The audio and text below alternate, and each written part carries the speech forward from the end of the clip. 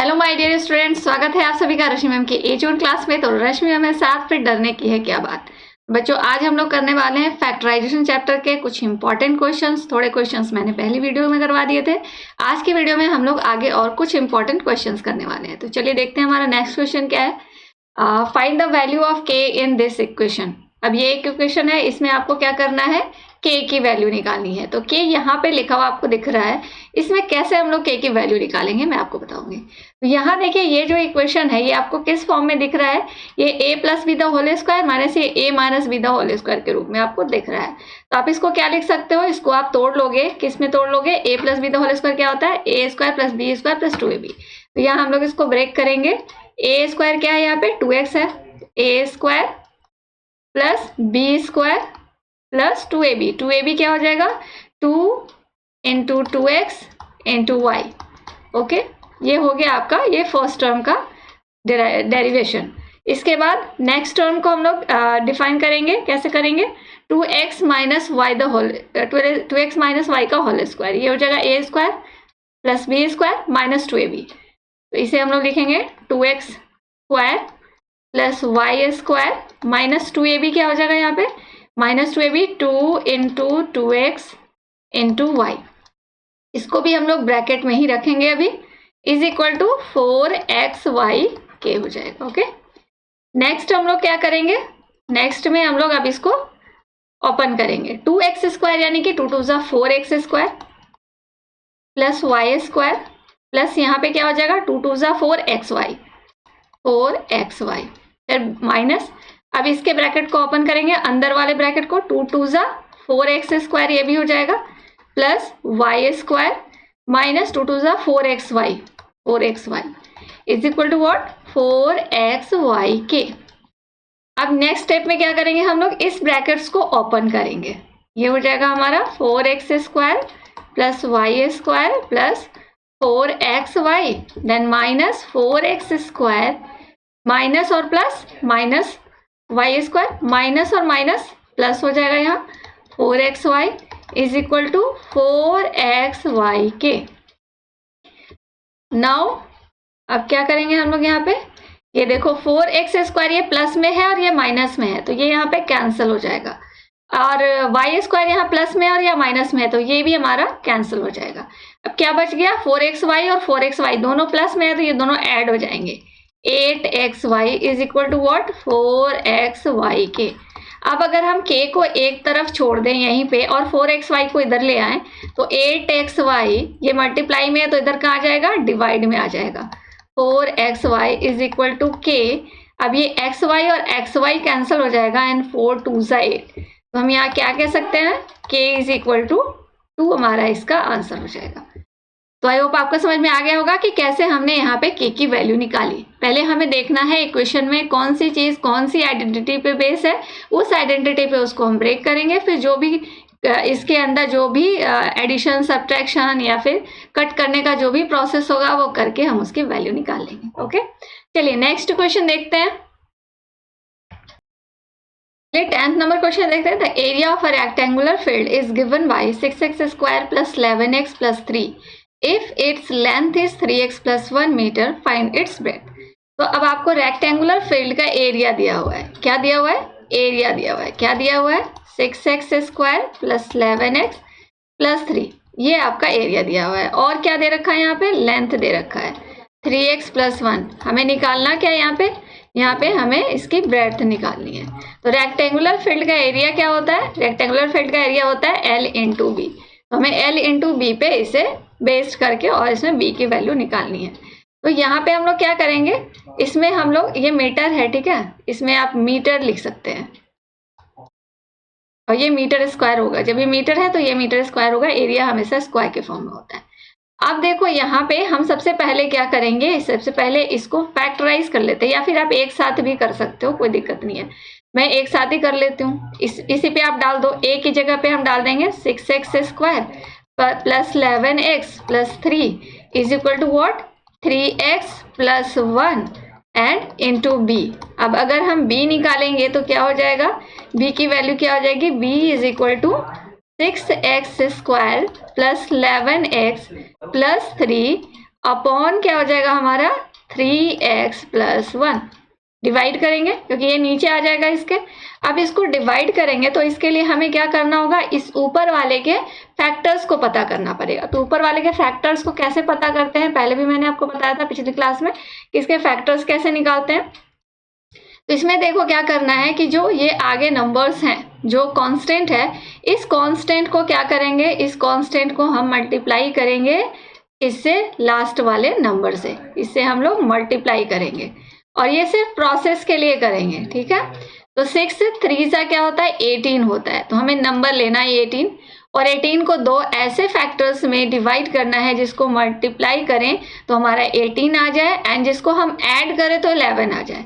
तो 9 और 2 अगर हम लेते हैं तो 9 2 सा 18 होता है और 9 + 2 11 होता है। तो हम इसको तोड़ देंगे 11 को 9 और 2 में। तो यहाँ क्या लिखेंगे 6x² + 9x + 2x + 3। नंबर हम लिखेंगे यही, बस प्रोसेस के लिए हम इसको मल्टीप्लाई करके लेते हैं, इसको बीच वाले को डिवाइड करने के लिए हम इसको इससे मल्टीप्लाई करके ये नंबर लेते हैं। ये मैंने आपको पहले क्लास में भी बताया था। अब इसके नीचे हम लोग क्या रखेंगे, नीचे जो है 3x + 1। आगे देखो क्या करते हैं, यहाँ पे हम लोग इस दोनों को ग्रुपिंग करेंगे, बताया था मैंने, इसमें दोनों की ग्रुपिंग करेंगे, दो की ग्रुपिंग करेंगे। तो इन दो की ग्रुपिंग करते हैं और इन दो की ग्रुपिंग करते हैं। इन दोनों में से क्या कॉमन ले सकते हैं हम लोग, ऊपर वाले में से हम 3x कॉमन लेंगे फर्स्ट वाले में। तो यहाँ क्या बच जाएगा 3 2 सा 6, तो ये 2x हो जाएगा क्योंकि x² है, प्लस यहाँ पे 9x में से 3x निकल गया तो 3 3 सा 9, यहाँ 3 हो गया, प्लस इस वाले में कोई भी ऐसा नहीं है जो कॉमन आएगा तो यहाँ पे हम 1 कॉमन लेंगे। तो यहाँ क्या बच गया 2x + 3। ओके, नीचे क्या हो जाएगा हमारा 3x + 1। Now we have to do, अब इन दोनों में से क्या कॉमन ले सकते हैं 2x + 3। 2x + 3 हमने कॉमन लिया तो इधर क्या बच गया हमारा, इसमें से 3x बच गया और इसमें से 1 बच गया। अब नीचे क्या आ गया हमारा 3x + 1। ओके, अब देखो क्या करेंगे यहाँ पे हम लोग, just a minute.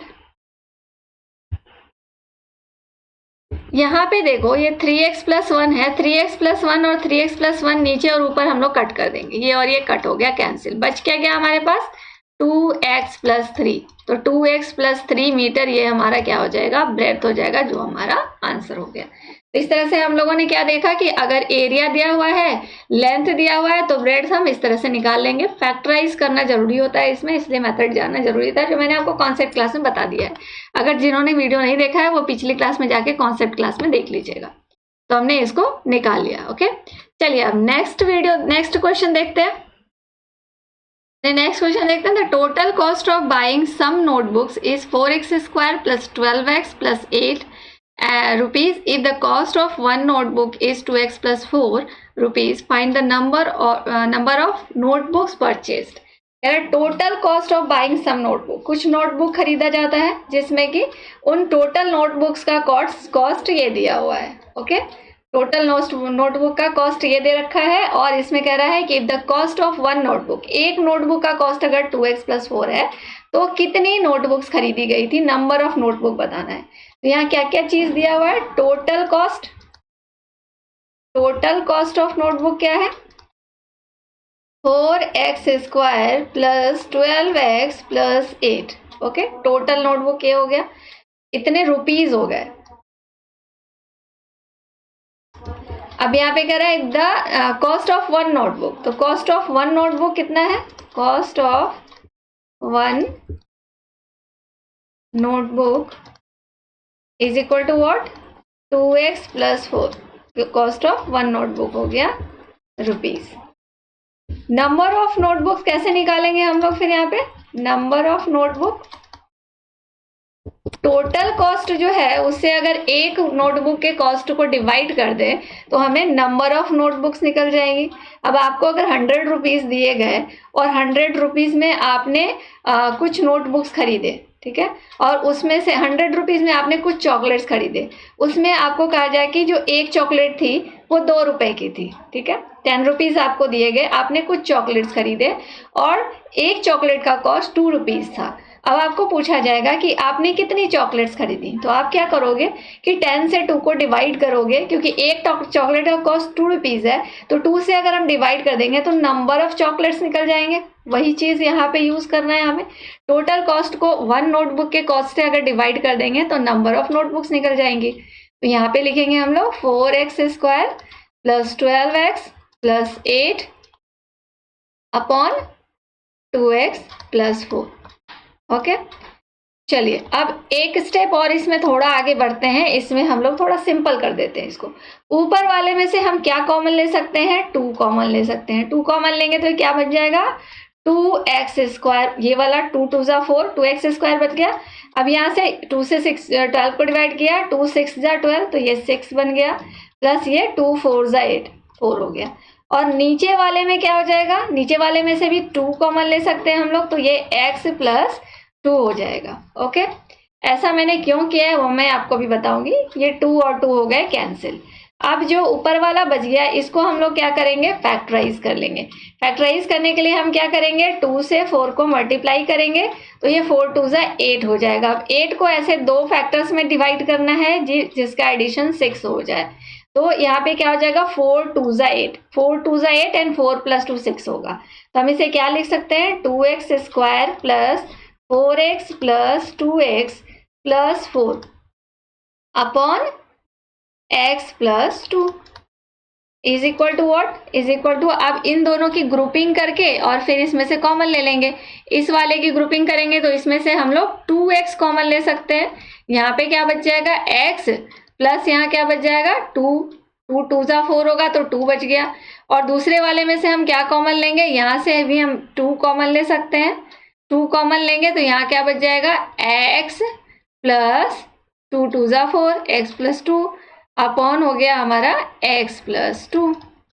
Okay, next step करते हैं। अब इसमें देखो इन दोनों की ग्रुपिंग करें तो इन दोनों में से क्या कॉमन ले सकते हैं? x plus 2।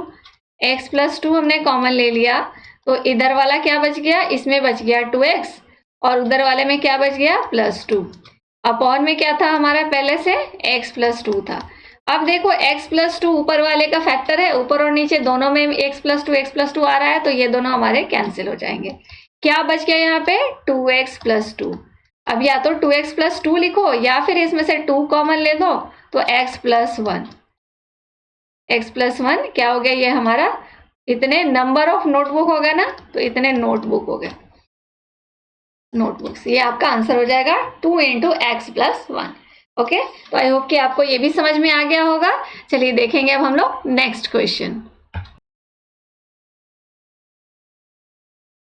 तो 12 नंबर क्वेश्चन देखते हैं। The area of a rectangular garden is 10x² minus 5x if its width is 5x meter, find the length. बिल्कुल सिंपल क्वेश्चन है। रेक्टेंगुलर गार्डन है जिसका कि आपको एरिया दिया हुआ है। Area is equal to what? 10x² minus 5x is the area. अब इसमें क्या कह रहा है? इसकी विड्थ दी हुई है, width is equal to 5x दिया हुआ है। तो रेक्टेंगुलर गार्डन का एरिया का फॉर्मूला क्या होता है? एरिया का फॉर्मूला होता है लेंथ इंटू विड्थ। एरिया हमारे पास है 10x² minus 5x and width हमारे पास है 5x। अब L निकालना है तो हम क्या करेंगे? L is equal to area by width, क्योंकि ये था, इसके नीचे 5x इसके नीचे लेके चले जाएंगे। ठीक है, अब ऊपर वाले को के फैक्टर्स निकालेंगे। ऊपर वाले का फैक्टर निकालने के लिए हम इसमें से कॉमन लेंगे। कॉमन क्या ले सकते हैं? 5x कॉमन ले सकते हैं। तो यहाँ बच जाएगा 5 2 जा 10, 2x माइनस ये निकल चुका है तो यहाँ 1 हो जाएगा अपॉन 5x। अब देखो ऊपर वाले के 2 फैक्टर हो गए, एक 5x और दूसरा 2x माइनस 1। नीचे वाले का एक ही है 5x, तो 5x और 5x हमारा कैंसिल हो गया। हमारा आंसर क्या आ गया? 2x minus 1 metre. ये आपका लेंथ हो गया इसका। ओके, तो अब आप समझ गए होंगे कि अगर कोई भी रेक्टेंगुलर गार्डन का एरिया दिया हुआ है या लेंथ दिया हुआ है, ब्रेथ निकालनी है, तो एरिया से हम लेंथ को डिवाइड कर देंगे, और अगर लेंथ दे रखा है, ब्रेथ निकालनी है, तो आप एरिया को लेंथ से डिवाइड कर दोगे। और प्रोसेस वही नॉर्मल सा है, बस आपको ये एक क्वेश्चन के फॉर्म में, ये एक एक्सप्रेशन के फॉर्म में है तो थोड़ा कंफ्यूजन हो सकता है, लेकिन डरना नहीं है। इसको वैसे ही आप सॉल्व करते चलोगे, आंसर आ जाएगा बिल्कुल। अगर आपका कॉन्सेप्ट क्लियर है तो बिल्कुल अच्छे से समझ में आएगा, कोई दिक्कत नहीं है। अगर कोई भी दिक्कत आ रही है तो आप इसकी कॉन्सेप्ट वीडियो मेरी जाकर देख सकते हैं और आप इसका कॉन्सेप्ट क्लियर कर सकते हैं। ओके, चलिए नेक्स्ट क्वेश्चन देखते हैं। चलिए नेक्स्ट क्वेश्चन देखते हैं। The total number of chocolates is represented by x cube minus 2x square plus x if these chocolates are equally distributed among x minus 1 students, find the number of chocolates each students get. अब यहाँ पे आपको क्या दे रखा है, यहाँ पे दे रखा है आपके total number of chocolates. Total number of chocolates हैं कितने हैं, ये हैं, this is the value of total number of chocolate. If these chocolates are equally distributed, अब मान लीजिए कि किसी क्लास में 100 चॉकलेट्स बांटे गए, इक्वली डिवाइड किए गए, जितने भी बच्चे थे उनके बीच 2-2 टॉफीज बांटे गए, 100 चॉकलेट्स बांटे गए क्लास के अंदर और 2-2 टॉफीज हर बच्चे को दी गई। और आपसे पूछा जाएगा कि हर बच्चे को जो टॉफी दी गई, find the number of chocolates each students get, हर बच्चे को कितनी चॉकलेट्स मिली। ओके, यहाँ पे कह रहा है कि these chocolates are equally distributed among x minus 1 students. अब मान लीजिए यहाँ पे मैंने जो बोला वो थोड़ा सा अलग है कि यहाँ पे कहा जा रहा है कि 100 चॉकलेट्स, इस एग्जांपल से देखते हैं, 100 चॉकलेट्स पूरी क्लास को बांटी गई है, हर बच्चे को इक्वली डिस्ट्रीब्यूट की गई है। कितने बच्चों में, मान लीजिए उस क्लास में 10 बच्चे हैं तो 10 बच्चों में इक्वली चॉकलेट डिस्ट्रीब्यूट की गई है। और आपसे पूछा जाता है कि एक बच्चे को कितनी चॉकलेट मिली, तो आप टोटल चॉकलेट को 10 बच्चे से डिवाइड करोगे तो पता चल जाएगा कि एक बच्चे को कितनी चॉकलेट्स मिली है। तो यहाँ पे भी वही काम करना है हमें। यहाँ पे दे रखा है कि टोटल चॉकलेट्स कितनी बांटी गई, total chocolates is equal to क्या है, x cube minus 2x square plus x, ये टोटल चॉकलेट्स हैं। और टोटल स्टूडेंट्स कितने हैं, total students is equal to x minus 1 और नंबर ऑफ चॉकलेट्स निकालने हैं, number of chocolates is equal to क्या करेंगे, total chocolates divided by total students, total chocolates divided by total student. तो ये क्या हो जाएगा आपका, x cube minus 2x square plus x upon x minus 1। अब ऊपर वाले में से देखो क्या कॉमन ले सकते हैं हम लोग। ऊपर वाले में से अगर हम x कॉमन ले लें तो यहाँ बचेगा x square minus 2x plus 1। अब इसको हम लोग फैक्टराइज कर देंगे। ओके, इस वाले पार्ट को हम फैक्टराइज कर देंगे। तो इसको फैक्टराइज करेंगे तो क्या हो जाएगा, ये हो जाएगा, बाहर जो x है वो तो ऐसे ही रहेगा, अंदर वाले में से देखो 1 है, 1 इंटू 1 करेंगे तो 1 होगा और उसको ऐड करेंगे तो 2 आएगा और उसके आगे माइनस का साइन होना चाहिए। तो हम इसको कैसे लिखेंगे, माइनस एक्स, तो माइनस माइनस प्लस हो जाएगा और साइन भी माइनस का हो जाएगा, तो ये दोनों मिलके 2x हो जाएंगे, माइनस 2x हो जाएंगे, प्लस 1 अपॉन हो गया हमारा x माइनस 1। अब ये हो गया हमारा x। अब इसमें से देखो ग्रुपिंग करेंगे, इसकी ग्रुपिंग और इसकी ग्रुपिंग, इसमें से क्या कॉमन ले सकते हैं, इसमें से हम x कॉमन लेंगे, x कॉमन लेंगे तो यहाँ क्या बच जाएगा, x माइनस 1। इस वाले में से क्या कॉमन ले सकते हैं, कुछ भी नहीं है तो माइनस 1 कॉमन लेंगे तो यहाँ बनेगा x minus 1 upon x minus 1। Okay, इसके बाद हम लोग क्या करेंगे, मैं बड़ा कर देती हूँ इसको। अब देखो यहाँ पे इस दोनों को ग्रुपिंग करेंगे, इसको ब्रैकेट ओपन कर दो, एक बार रहना दो ब्रैकेट को रहने देते हैं, यहाँ पे एक और ब्रैकेट लगा देते हैं, ये x हो गया।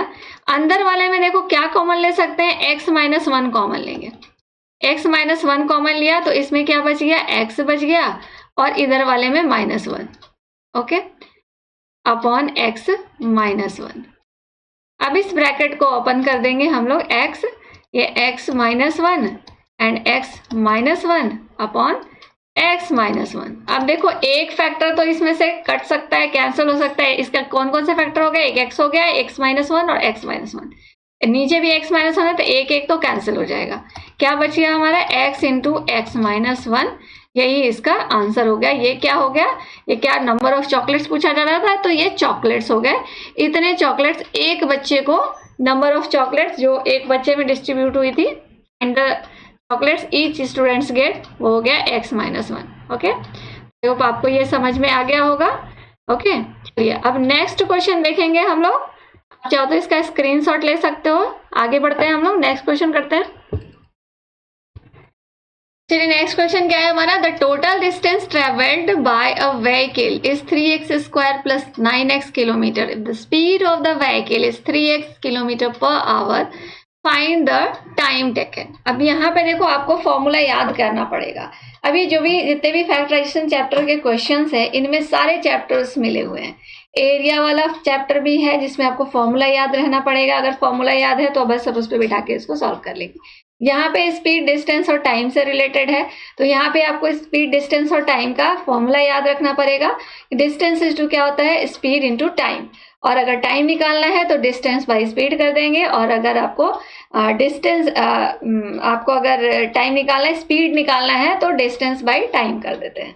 तो यहाँ पे आपको दिया हुआ है travelled by a vehicle distance, पहला आपको क्या दिया हुआ है, डिस्टेंस। डिस्टेंस शॉर्ट फॉर्म में इसको डी भी लिख सकते हो आप, is equal to 3x² plus 9x, ये आपका डिस्टेंस है। और इसमें आपको व्हीकल की स्पीड दे रखी है, स्पीड, और इसको शॉर्ट में आप s भी लिख सकते हैं, 3x। ये हो गया आपका किलोमीटर में, डिस्टेंस हमेशा किलोमीटर में होता है और स्पीड आपका किलोमीटर पर आवर है। और यहाँ पे आपको निकालना क्या है, time in short form t is equal to what, ये निकालना है। तो टाइम यानी t इज इक्वल टू क्या हो जाएगा, distance by speed. Distance by speed, distance क्या है 3x² plus 9x by time के स्पीड क्या है आपका, स्पीड है आपका 3x। अब देखो ऊपर वाले में से हम कुछ कॉमन ले सकते हैं, यस 3x कॉमन ले सकते हैं, तो यहाँ पे बच जाएगा 3x कॉमन ले लिया तो ये हो गया आपका x प्लस 3, 3 जा 9, x प्लस 3 हो गया अपॉन 3x हो गया। अब देखो इसके कौन कौन से फैक्टर्स हो गए, तो यहाँ पे देखो 3x कॉमन लिया तो अंदर 3x बच गया एंड इधर 3 बच गया। एक तो 3x है इसका फैक्टर, दूसरा x प्लस 2 है फैक्टर, तो 3x नीचे भी है, ये दोनों कैंसिल हो जाएंगे। ये कैंसिल तब होंगे जब इनके बीच मल्टीप्लाई होगा। एडिशन सब्ट्रैक्शन अगर यहाँ पे होता, अगर यहाँ पे 3x प्लस x प्लस 3 होता तो कैंसिल नहीं होता, ये ध्यान रखिएगा। आप लोग कई बार गलती करते हो कि यहाँ पे प्लस माइनस है तो भी कट कर देते हो, नहीं हो सकता वैसे कट। हमने यहाँ पे क्या निकाले, इसके फैक्टर्स निकाले, फैक्टर्स निकाले तो हम इसको कट कर सकते हैं, एडिशन सब्ट्रैक्शन में कट नहीं कर सकते। अब इसमें अंदर वाला x भी इंडिपेंडेंटली कट नहीं हो सकता, ठीक है, ये पूरा फैक्टर ही कट होगा। अगर x प्लस 3 का कोई टर्म नीचे होता तो वो कंप्लीटली एक साथ कट हो जाता, वैसे यहाँ पे सिर्फ 3x ही कट होगा। x प्लस 3 क्या हो गया, टाइम निकालना था तो इसको हम लोग आवर लिखेंगे, क्योंकि ये किलोमीटर पर आवर में है इसलिए यहाँ पे हम इसके यूनिट को आवर लिखेंगे। ओके, तो आई होप आपको ये भी समझ में आ गया होगा। चलिए देखेंगे अब नेक्स्ट क्वेश्चन। नेक्स्ट क्वेश्चन है हमारा, the volume of a cuboid is given bye 12x³ plus 6x² if the area of its base is 6x², find the height of the cuboid. अब देखो ऐसे क्वेश्चन में आपको सिर्फ दिमाग लगाना है, कुछ भी नहीं करना। क्वेश्चन इतना आसान है कि आप जब देखोगे, मैं जब इसको करूंगी तो आपको लगेगा इसमें कुछ है ही नहीं, बस इसमें करना क्या, आपको दिमाग लगाना है। तो एक क्यूबॉइड है, क्यूबॉइड का वॉल्यूम दिया हुआ है। क्यूबॉइड कैसा होता है, देखो कुछ इस तरह का शेप होता है क्यूबॉइड का, है ना, ऐसा कुछ इस तरह का शेप होगा।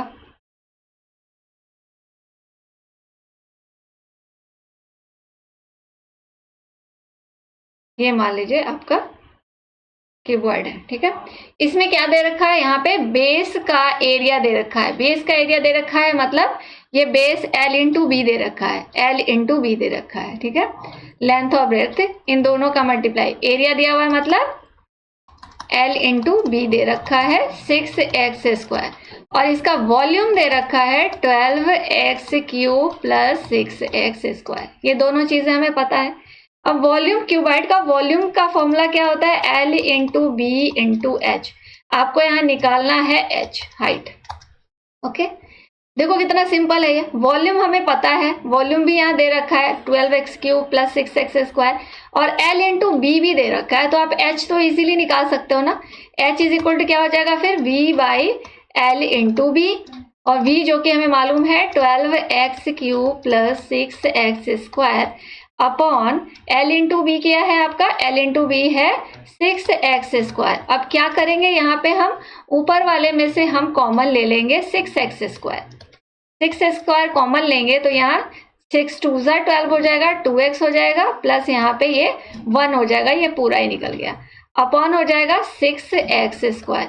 अब ये देखो यहाँ पे जो चीज मिली हमें 6x² एक फैक्टर था और नीचे भी 6x² था, तो ये दोनों कैंसिल हो गए। क्या बच गया हमारे पास 2x + 1। तो यही हमारा क्या हो गया, h = 2x + 1 हमारा इसका आंसर हो गया। तो कितना मुश्किल था, बिल्कुल ही नहीं था, बिल्कुल आसान था।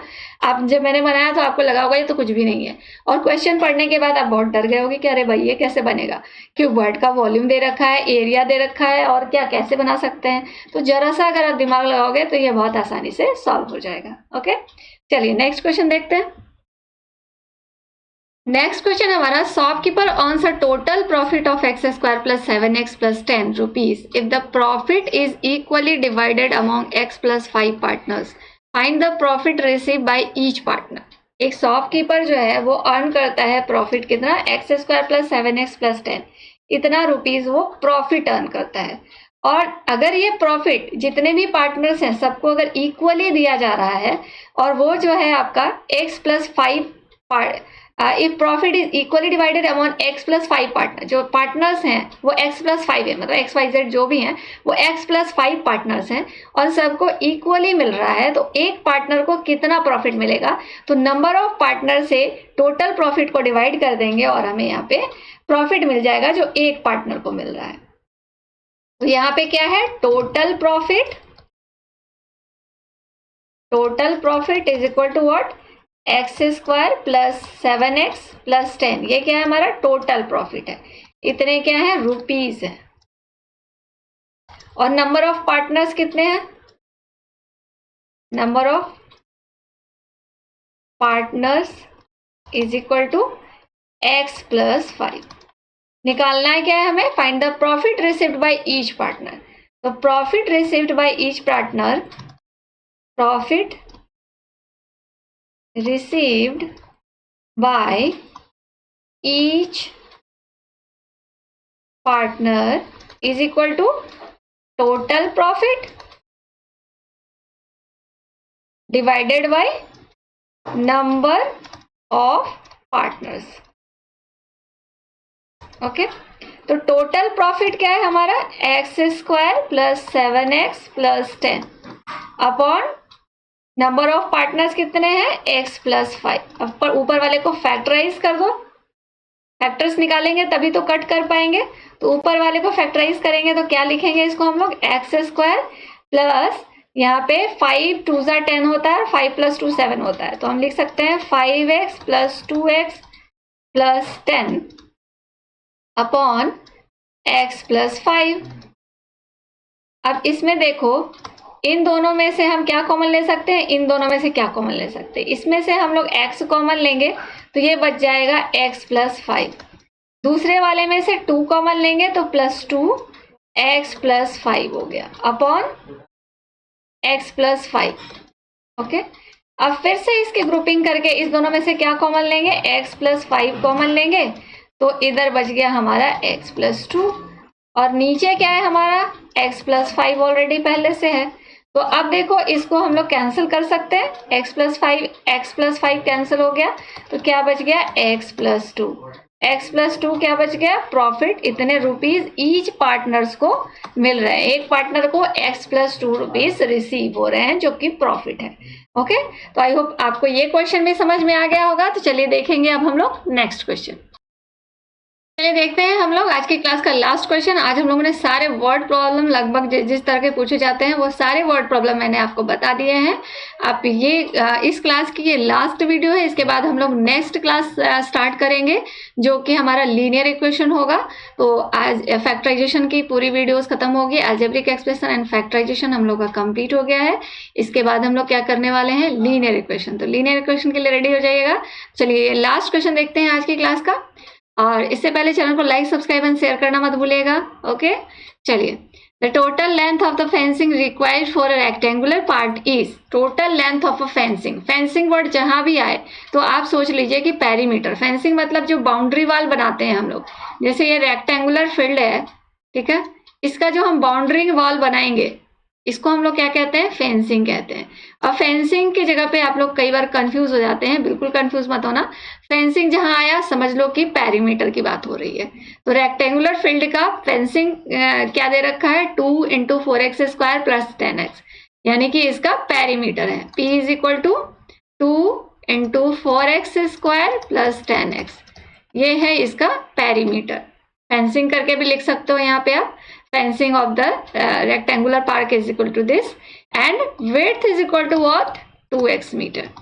तो फॉर्मूला क्या होता है पेरीमीटर का, P is equal to 2 × L + B. L + B, L + W दे रखा है तो W लिख लो. अब P की जो वैल्यू आप P के तरफ लिख दोगे, 2 × 4x² + 10x and is equal to 2 × L तो हमें निकालना ही है तो L रहने देते हैं, प्लस W की वैल्यू दे रखी है 2x. ओके अब देखो इधर भी 2 है और इधर भी 2 है, तो हम पहले ये 2 को कैंसिल करके कंफ्यूजन को दूर कर लेते हैं. अब इधर क्या बच गया हमारा, इधर बच गया 4x² + 10x और इधर बच गया हमारा L + 2x. यहाँ पे क्या करेंगे हम लोग, L निकालना है तो L इज इक्वल टू क्या हो जाएगा, 4x² + 10x अपॉन यहाँ पे हो जाएगा ये. यहाँ पे देखो ये 2x इधर प्लस में था, इधर आएगा तो क्या हो जाएगा, माइनस में हो जाएगा. अब ये 4x², ये प्लस और ये माइनस सब्ट्रैक्ट हो जाएगा. 10 में से 2 सब्ट्रैक्ट करेंगे तो इसलिए प्लस का साइन आ जाएगा, ये 8x हो गया. अब यहाँ पे हम कुछ कॉमन ले सकते हैं, 4x कॉमन ले सकते हैं, तो 4x कॉमन ले लिया, यहाँ पे x बच गया, प्लस यहाँ पे 4 2 8x + 2. तो ये क्या आपका हो गया, ये इसकी लेंथ हो गई. L इज इक्वल टू इतना मीटर लिख सकते हो, जो भी अगर यहाँ पे यूनिट जो भी दे रखा है, ठीक है. तो यहाँ हम लोगों ने सीखा कि हम पेरीमीटर में कैसे लेंथ निकाल सकते हैं. तो आई होप आपको ये डाउट क्लियर हो गया होगा कि पेरीमीटर दिया हुआ है और आपको वेट निकालना है, तो पेरीमीटर का फॉर्मूला डालेंगे 2 × L + B. पेरीमीटर जहां दिया हुआ है वहां पेरीमीटर लिख देंगे और 2 × L की जगह L तो निकालना ही है, W की जगह पे हमने W की वैल्यू डाल दी और फिर 2 को कैंसिल कर दिया इसमें से. अब इसके बाद हम लोग 2x को ट्रांसपोज करेंगे और इसके L की वैल्यू निकाल लेंगे. तो आई होप आपको ये कॉन्सेप्ट भी समझ में आ गया होगा. ओके बच्चों, तो इस तरह से हम लोगों ने ये क्वेश्चंस, ये चैप्टर खत्म कर लिया है. नेक्स्ट चैप्टर के लिए रेडी रहिएगा, मिलेंगे नेक्स्ट वीडियो में. तब तक के लिए tata bye bye, see you, take care and all the best.